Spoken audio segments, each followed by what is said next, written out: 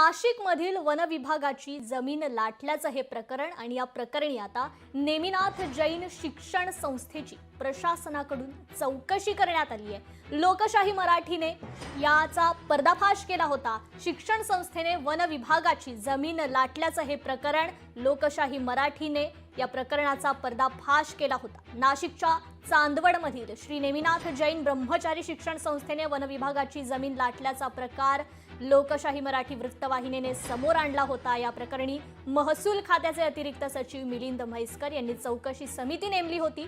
मात्र 18 दिवस होऊन देखील वन विभागाकडून या शिक्षण संस्थेची संथ गतीनं चौकशी सुरू आहे। यामुळे प्रशासनाच्या चौकशीवर तक्रारदार यांनी संशय व्यक्त केलाय।